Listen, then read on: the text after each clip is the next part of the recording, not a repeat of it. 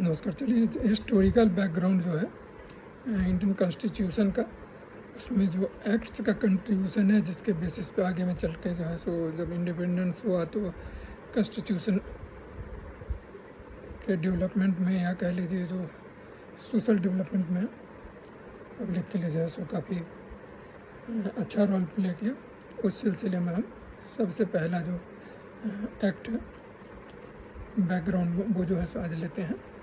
छोटे छोटे सेक्शंस में लेते हैं ताकि समझने में भी आसान रहेगी और आप लोगों को देखने में भी आसान रहेंगे। लंबा होने पे क्या होता है, यूजुअली लोग स्किप कर जाते हैं, जिससे मेरा तो कम नुकसान, आप लोगों का ज़्यादा ही नुकसान होता है।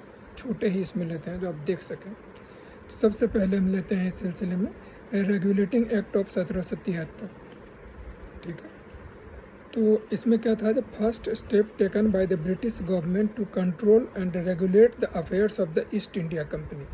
पहला स्टेप ब्रिटिश गवर्नमेंट ने लिया ईस्ट इंडिया जो है सो कंपनी को जो है सो रेगुलेट करने के लिए और उस पर अपना अंकुश रखने के लिए। ईस्ट इंडिया कंपनी कहाँ था, वो कहाँ के लिए था? In India. Laid the foundation of central administration in India. और ये जो है सो सेंट्रल एडमिनिस्ट्रेशन इन इंडिया का जो था सो फाउंडेशन इससे शुरू हुआ। सेकंड जो इसका जो ट्रेट्स था, ये था it designated the governor of Bengal as the governor general of Bengal. इसमें दूसरा क्या जो है सो परिवर्तन आया, जो पहले गवर्नर ऑफ बंगाल होते थे उनको जो है सो डेजिनेट कर दिया गया governor general of Bengal, GGB, इस नाम से इसको याद कर लीजिए। The first such governor general was Lord Warren Hastings. पहले जो गवर्नर जनरल बने वो थे लॉर्ड वारेन हेस्टिंग।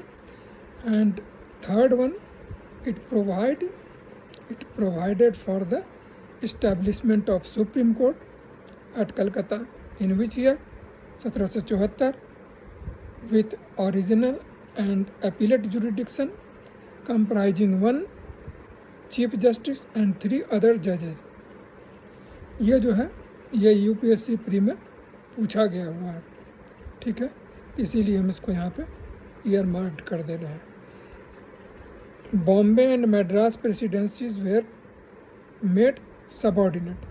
क्या सबऑर्डिनेट? सुप्रीम कोर्ट का इन सबऑर्डिनेशन में बॉम्बे एंड मद्रास प्रेसिडेंसी को लाया गया।